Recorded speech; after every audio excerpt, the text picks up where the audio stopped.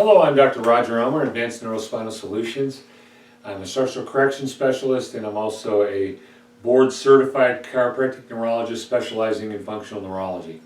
I've been asked to discuss PTSD, post-traumatic stress disorder, and I'd like to discuss it through the eyes of not only functional neurology but also neuroscience, because there's a series of issues that don't get addressed, and an understanding that frankly should be understood, but it's very poorly understood.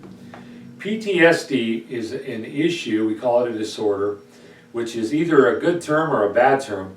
When we call it a disorder, the actual issue within the brain happens in an area of the brain that is very, very thick. And that thick area helps us to make meaning in our lives, but it also allows us to change. The brain is plastic, it allows it to change. But this area, called the insular cortex, has five levels within it, and those 5 levels are all a part of the function of rewiring, but also giving meaning to things.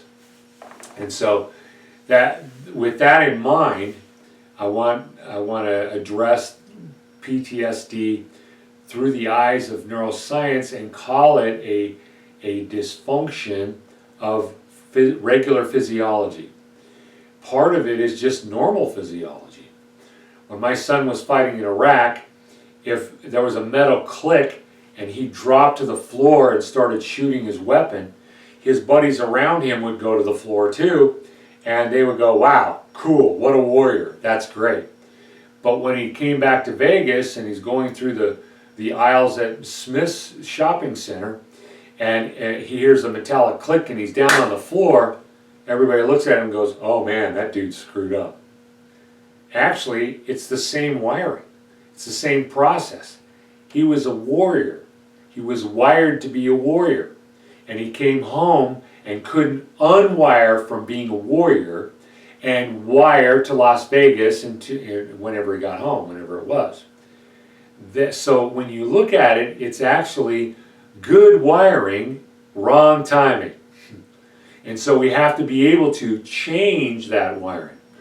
You'll notice that if you move from a place, let's say you live in Portland, and you flee from Portland and move to Idaho Falls, Idaho, as you get there, you're going to feel some trauma. You're going to feel out of sorts. You're going to feel discombobulated. Why? Because you're still wired to Portland. All your life and your schedules and everything is scheduled around things happening in Portland. And now you're in a new place. You have to unwire from Portland and wire to Idaho Falls. Now that should be easier because Idaho Falls is easier. No offense to Idaho. There's like 45 people up there. But as we work to rewire, if we can do that, there's no dysfunction. There's no problem.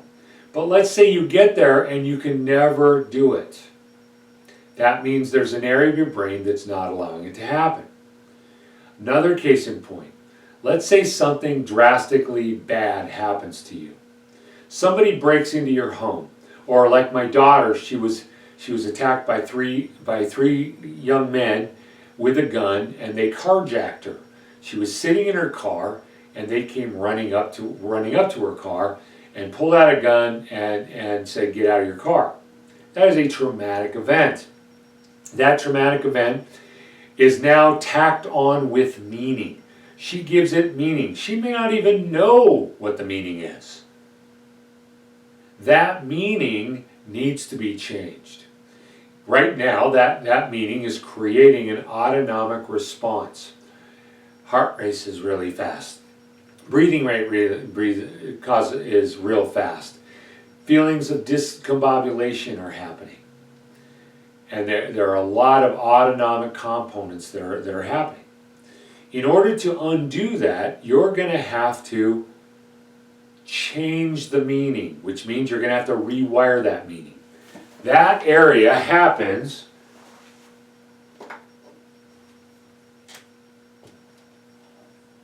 in an area right in here called the insular cortex. It includes the back of the frontal lobe, the front of the parietal lobe, the top of the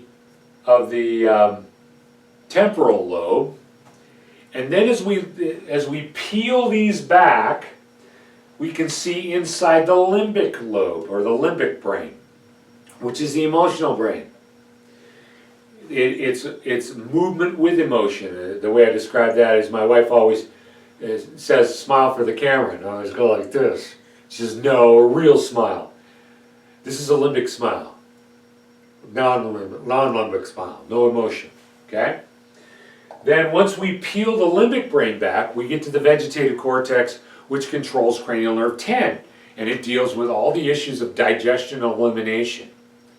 And so when we have things happen in here, it not only deals with movement, balance, a feeling of where am I in space, and it can also affect, within here, emotions, and that can affect, like we say, hearing and that, but it can affect all those, but it can also go deep into emotions and start to create issues with changes in heart rate, all the autonomic components, breathing rate, nausea, vomiting, all those things.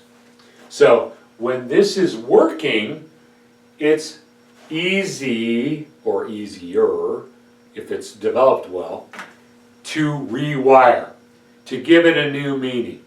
Maybe it's going to give her a feeling of, or a new meaning of, whatever she decides that's empowering.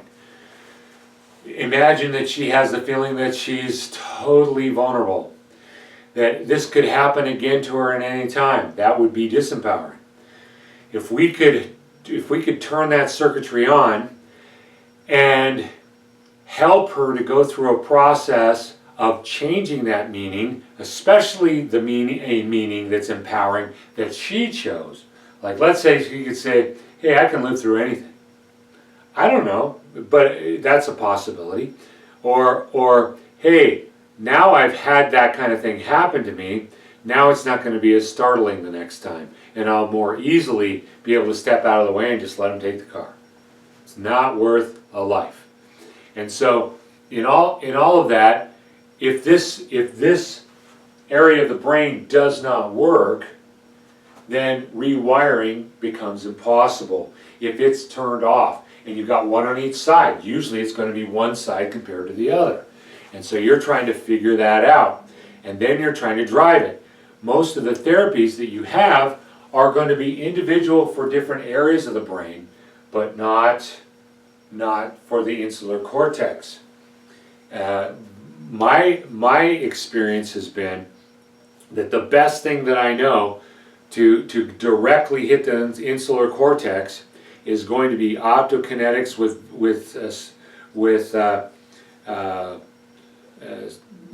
going to suppress eye movement at the time. We call it fixation suppression.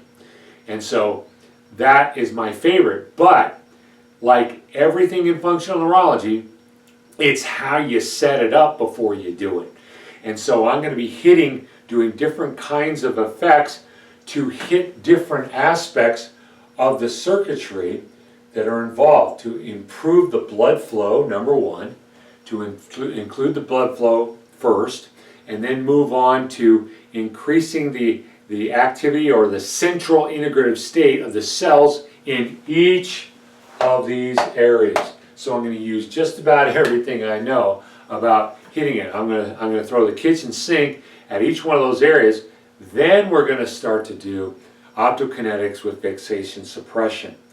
And that will open up the pathways and the neuronal pools, and particularly the circuitry that is involved in here, that will allow the possibility, now that it's turned on, for somebody to make new meaning, or somebody to rewire to the new place. If I'm a warrior And I came home 20 years ago from war, and I still haven't rewired. I still have to turn that area on, and I still have to go through the process of keeping it on enough times and coming up with a new meaning for whatever had happened to me, whatever I thought about that happened to me, so that I can change it into a new and empowering meaning. If I had a woman who had been raped 3 times by 3 different women, and getting her to come up with a meaning that was her own, and as soon as she was able, as we got the insular cortex on enough for her, and she was able to instill that thought and to feel that change inside of her. It feels good. It has new meaning. One of the best things I think in the scriptures is the Apostle Paul, and his experience. He had done a lot of bad things, and the devil could have gotten him down, but what was he thinking? Hey, he was rescued by the Lord. So all those bad things for him didn't mean he was bad. It meant he was rescued. So if you can come up with that meaning, and it's yours, and have that circuitry on, you can install that, and it may take time. It may take a bunch of times. But as a functional neurologist, turning it on, and then having the patient spend time with their therapist, going over that new meaning with it on, then they can put it in.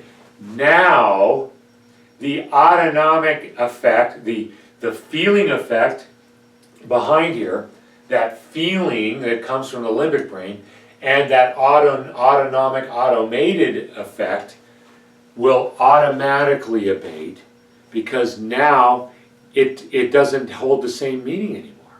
And it doesn't drive the limbic and vegetative cortex. So I hope that gives you a little bit of a clarity on it, because nobody's saying it this way.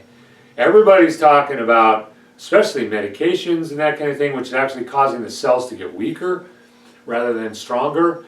They're looking at it as though the patient is damaged, as though the patient is sick, diseased, and even the word disorder is a little harsh, because frankly, for the most part, it's just that it's a sluggish physiology that refuses to allow you to rewire, and rewire in a way that rewires to a new area or a place, but also rewire to a new meaning. And once that meaning is in place, all the physiology changes, because that event no longer has the meaning and therefore the physiological effect on it. I hope that clears things up, and especially for those of you who have PTSD, or you have friends that have PTSD, you'll begin to see them with greater compassion and greater love, and realize that they just need some of the right kind of help that will bring this to a resolution for them, and give them the hope that there is a resolution. I hope that was helpful, and ask any more questions you like, either on our email or on which is AskDrFixit@gmail.com, or our office line is 702-798-1112. And if your question, if we already have a video on it, we'll send you the link, and if we don't have it, we'll put it on a list to do a video on it. Thank you very much, and have a great day. Thanks.